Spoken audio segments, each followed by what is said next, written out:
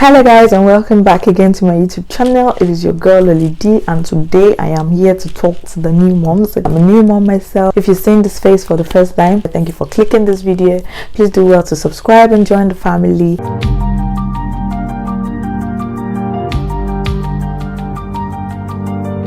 First thing I have to say to you new mom is, you think you are neat until you have a baby. You have to sterilize almost everything that goes into baby's mouth. Baby's bottles, everything you're going to be feeding the baby with has to be sterilized. You have to learn to not leave milk in the baby's bottle for a long time. If you give the baby some milk and there's still some left in the bottle, immediately you finish feeding the baby, put the bottle in the fridge.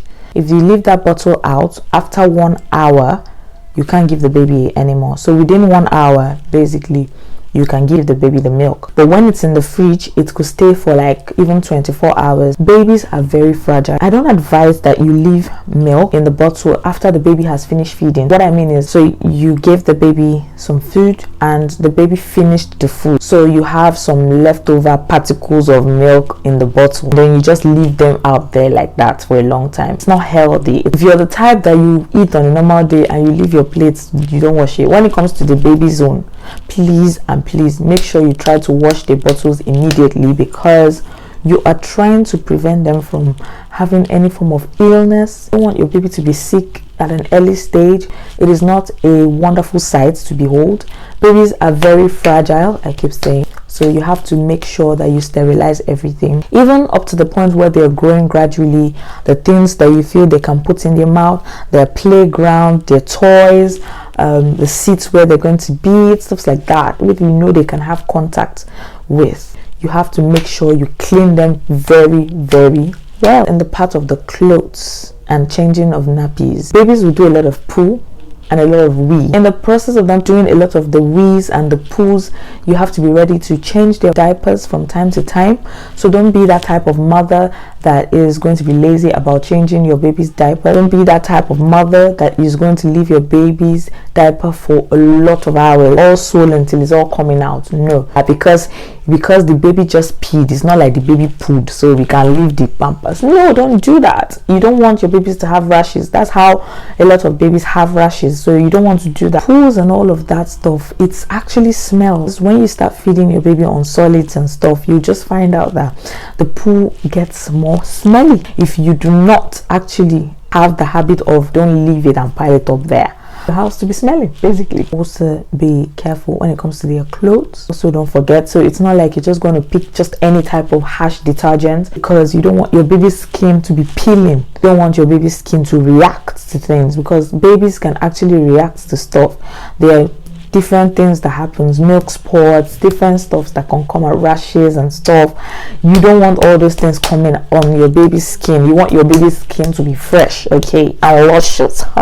What you do is you get a mild kind of detergents where they'll specifically write it there that this is for babies. Basically get those types.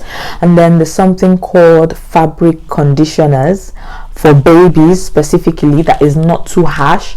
Basically what the conditioner does is it actually helps the clothes to be softened. Please get mild soaps, conditioners, detergents that you're going to use for anything that has to do with baby, because you don't want baby to react to any of these things. My next advice for new moms is try your best to sleep whenever you get the opportunity. So I'm not that type of mom that would tell you sleep when baby sleeps. Why? Because personally I noticed it didn't work for me as much. Some days, yes, maybe it may work, but there's some days that I just find out that there's a whole lot of workload that I have not done. Like there's a lot of things I have to do, and I noticed that it's basically when the baby is asleep that I even have the opportunity to do those things, if that makes sense. So I won't come here and say, oh, sleep when baby sleeps, because baby is sleeping now, make sure you go and sleep. Oh, so what if you have a lot to do and you just have to work? You have to still do what you have to do. So basically what I'm going to say is, whenever you have the opportunity to rest, please and please, you need rest, because you cannot give what you do not have. So as a new mom, I will tell you for free, I know sleepless nights and stuff, especially if you don't have help. I'm happy if you have help, because if you can get help, get help. It is not really easy to do it on your own on that stage, but if you even find yourself in that situation, trust me, you will get a hang of it. You would know how you're going to do it. But at the same time, just make sure that you get rest whenever you can. My next advice for new moms is try your best to eat a lot of nutritious stuff, especially when you just have your baby. Personally, I was taking things like pap custard with milk that has enough milk. It will actually help your breast milk. Things like oats, you know, those things help your breast to produce more milk. So you want to take stuffs like that at this moment. You can take hot amala.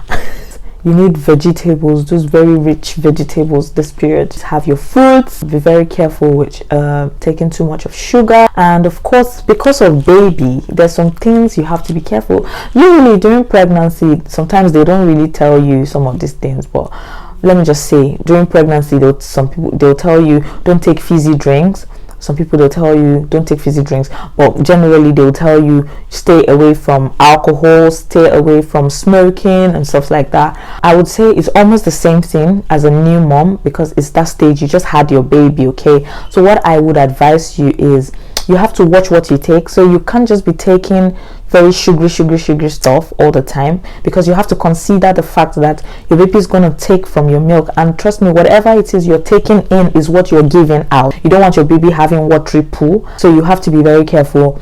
Some of all these drinks like Red Bull, those kind of drinks, if you know what I mean, and sometimes they even write it there that if you are breastfeeding, it's not good for you. So if you're going to be breastfeeding your baby, you have to be basically careful what type of food or what type of drinks you are having. Next thing I want to talk about is never miss any appointment for you and your baby. When you just have a baby here in the UK, what they do, they always have a list of appointments of vaccines and stuff that you and your baby would have, some checkups for you and your baby, basically, where the midwives will come check you, or sometimes you go to the hospital, stuff like that. Baby will collect his first immunization or her first immunization. Please and please do not miss any of these things, because they all help in the growth of the baby, and it's also good for your well-being as well to be checked. If you have any medications that they give you to use, make sure you are taking those medications well.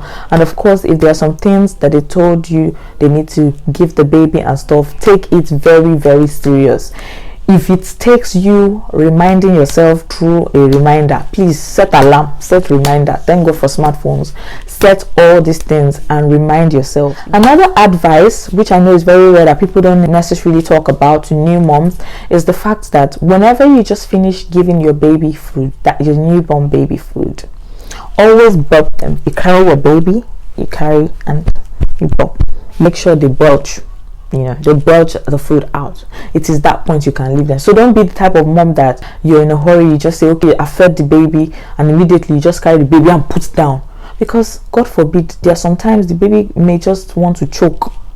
Sometimes maybe the food is trying to come back and stuff like that. So you want to be very careful. So whenever you just finish feeding your baby, be patient enough to burp them to the time when they actually belch the food they've eaten. That is when you know that it is safe enough for you to put them down to, you know, lie. Do not be scared if your baby is bringing out food from their mouth and it's not forceful. That is called reflux, and it is absolutely normal. Some babies actually experience it up to 6 months. Some have it all the way till maybe 8 months or so. And sometimes can be annoying because their clothes is just going to be getting wet. Thank God there are stuff like anti-reflux that you can give the baby, which will help them. The reflux thing is basically them bringing out food from their tummy, from their stomach, back up through their mouth.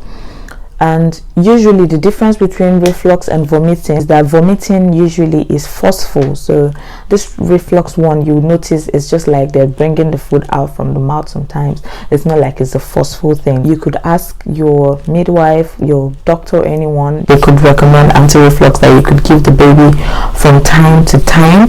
That would help to control it. Sometimes it doesn't necessarily stop it, it just reduces it, and with time it would actually stop. The last thing I want to advise new moms is take note of the times you are giving your baby food.